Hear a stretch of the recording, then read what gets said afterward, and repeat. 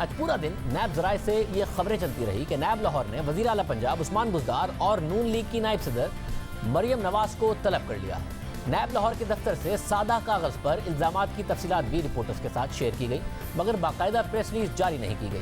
ہم نے نون لیگ کی ترجمان مریم اورنگزیب سے پوچھا کہ انہیں کوئی نوٹس ملا ہے تو انہوں نے کہا کہ انہیں کوئی نوٹس نہیں ملا اب تک۔ پنجاب حکومت سے رابطہ کیا تو ان کی طرف سے کوئی جواب نہیں مل رہا۔ نیب لاہور کی طرف سے بس یہ خبر سامنے آئی کہ وزیر اعلیٰ پنجاب عثمان بزدار کو 12 اگست کو طلب کیا گیا ہے، اور یہ خبر بھی لیک ہوئی، باقاعدہ طور پر آفیشیلی ریلیز نہیں کی گئی، اور یہ کہا گیا کہ ان پر ایک ہوٹل کو غیر قانونی طور پر شراب کا لائسنس جاری کرنے کا الزام ہے۔ شراب کا لائسنس جاری کرنا ڈی جی ایکسائز کا کام ہے، مگر عثمان بزدار نے اپنا اثر و رسوخ استعمال کیا ہے اور انہوں نے مبینہ طور پر رشوت بھی لی ہے۔ اس کے علاوہ نیب سے یہ خبر بھی لیک ہوئی کہ نیب نے مریم نواز کو 11 اگست کو طلب کر لیا ہے۔ ان پر رائیونڈ میں سرکاری زمین الاٹ کرانے کا الزام ہے۔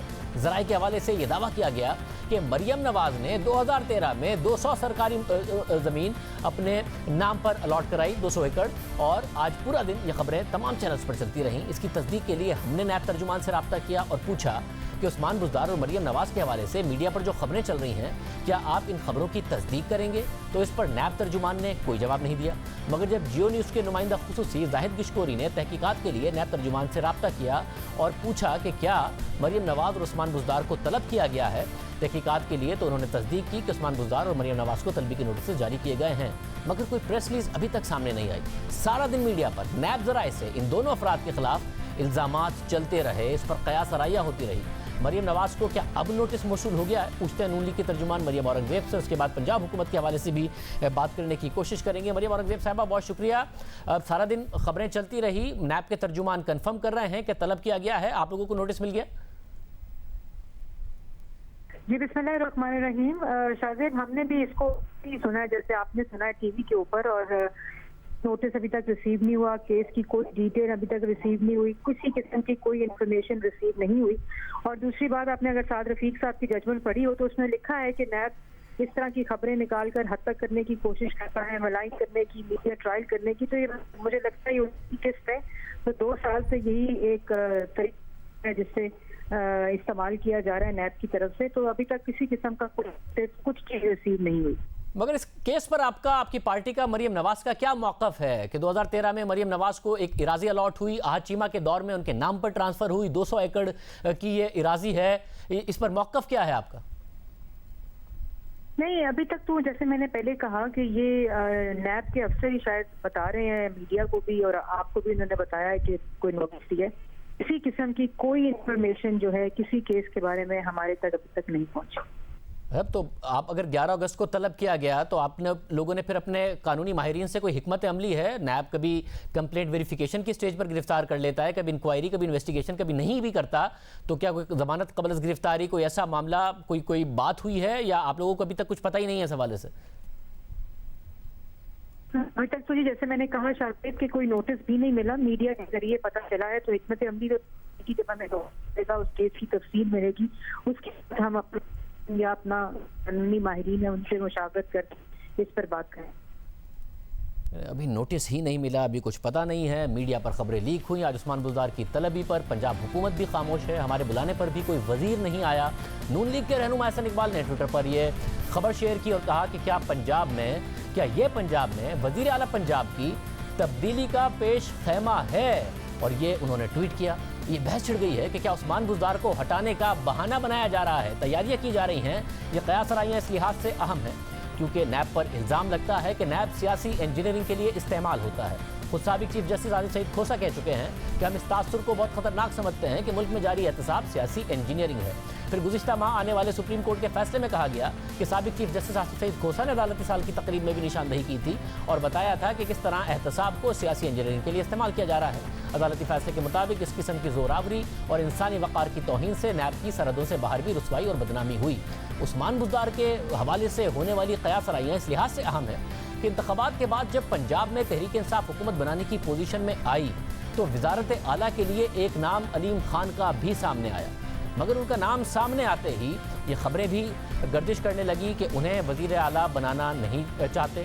और फिर उन्होंने खुद बताया कि उन्हें नैब के नोटिस मिलना शुरू हो गए। खुद अलीम खान ने कहा कि उन्हें इलेक्शन में कामयाबी के बाद 15 दिन में 4 दफ़ा बुलाया गया और फिर जब हुकूमत बन गई तो 4 माह हो गए, नैब ने नहीं बुलाया। इसलिए अब उस्मान बुज़दार को नोटिस मिलने के बाद फिर से कयासराइयाँ जन्म ले रही हैं कि उन्हें क्यों बुलाया गया है, क्या उन्हें हटाने की तैयारी है, उन पर इल्ज़ाम लगाकर हटाने की तैयारी। इसी तरह तहरीक इंसाफ के रहनुमा और वज़ीर आज़म के मामले खुसूसी जुल्फी बुखारी भी 2 साल तक नैब की इंक्वायरी का सामना करते रहे। उन्होंने भी शिकायत की थी कि 7 महीने तक उनका मीडिया ट्रायल होता रहा, अगर कोई और मुल्क होता तो वो नैब के खिलाफ कानूनी कार्रवाई करता। जुल्फी बुखारी के खिलाफ नैब ने 15 जनवरी 2018 को इंक्वायरी शुरू की। अपोजिशन रहनुमाओं की तरह गिरफ्तार किए बगैर 2 साल बाद 16 जनवरी 2020 को उनके खिलाफ इंक्वायरी बंद कर दी गई और कहा गया कि जुल्फी बुखारी के खिलाफ अदम शवाहिद की बुनियाद पर इंक्वायरी बंद की गई। मगर 2 साल तक जुल्फी बुखारी नैब के इल्ज़ामात का सामना करते रहे। इल्ज़ाम साबित नहीं हुआ मगर उनका नाम मीडिया पर आता रहा। उन्होंने खुद कहा कि उनका मीडिया ट्रायल किया गया। आज भी ऑफिशियली नैब की तरफ से कुछ रिलीज़ नहीं किया गया, इल्ज़ामात के हवाले से कोई बात नहीं की गई है और सारा दिन मरियम नवाज़ और उस्मान बुज़दार के हवाले से खबरें चलती रहीं।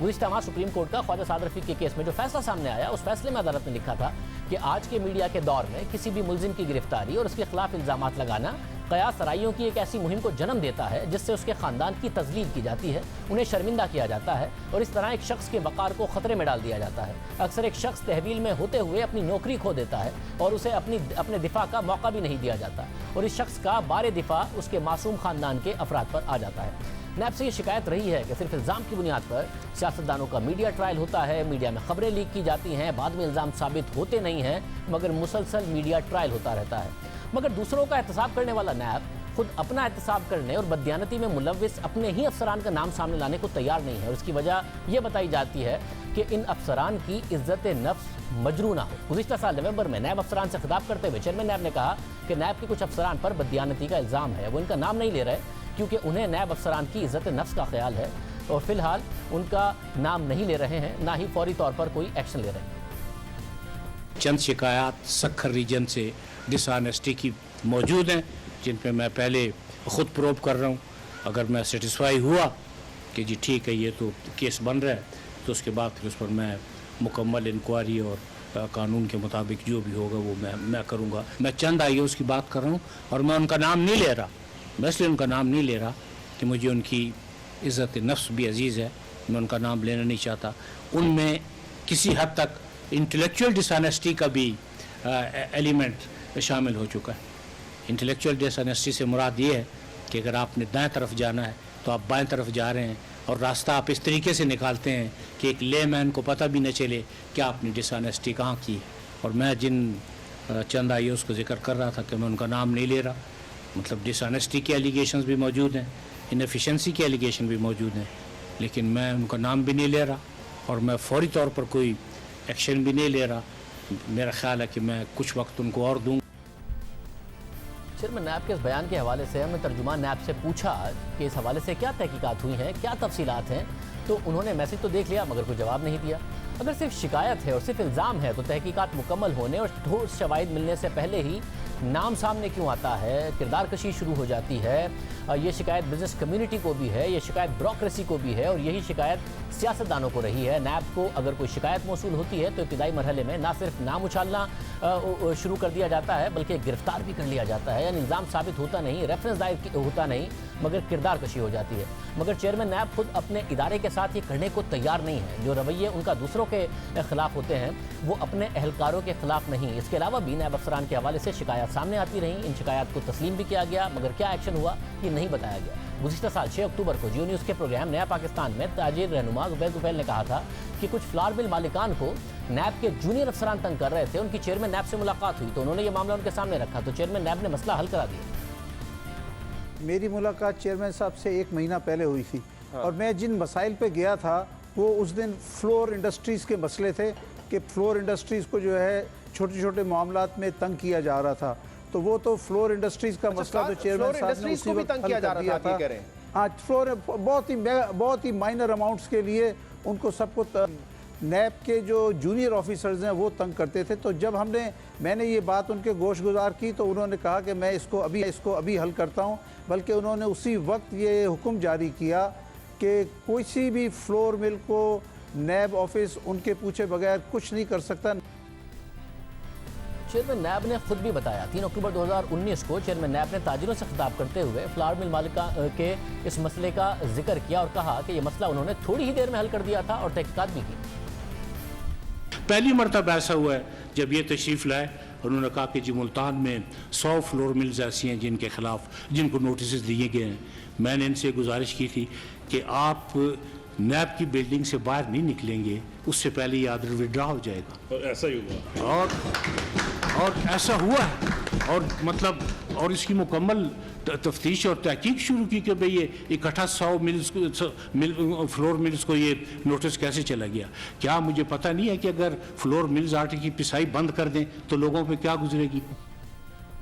اس حوالے سے بھی ہم نے آج ترجمان نیب سے پوچھا تو انہوں نے کوئی جواب نہیں دیا۔ نہیں پتہ چلا کہ نیب افسران کے خلاف کوئی کارروائی ہوئی یا نہیں۔ نیب کی کارروائیوں پر سوالات اٹھ رہے ہیں اور اب صورتحال یہ ہے کہ انسانی حقوق کے بین الاقوامی ادارے بھی نیب کے جانبدارانہ رویے پر سوالات اٹھا رہے ہیں۔ اس حوالے سے ہیومن رائٹس واچ کی آج رپورٹ سامنے آئی ہے اور اس رپورٹ میں کہا گیا ہے کہ پاکستانی حکام کو چاہیے کہ وہ سپریم کورٹ کے حالیہ فیصلے کا فالو اپ کریں اور حکومت پر تنقید کرنے والوں کو حراست میں لینے کے لیے نیب کا استعمال بند کر دیں۔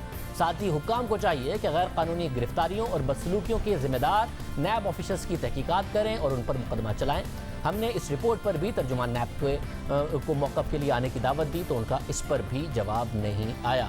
ظاہر کرپشن ہو تو اس کے خلاف تحقیقات بھی ہونی چاہیے اور اسے منطقی انجام پر بھی پہنچنا چاہیے، مگر عدالتیں بار بار سوال اٹھا رہی ہیں کہ سیاسی انجینئرنگ کے لیے مقدمات بننا یا نیب کا استعمال ہونا یا پھر اس طریقے سے خبریں لیک کر کے کسی کی بدنامی ہونا، اس سلسلے کو رکنا چاہیے۔ دیکھتے ہیں کہ اس معاملے میں تحقیقات کس حد تک آگے بڑھتی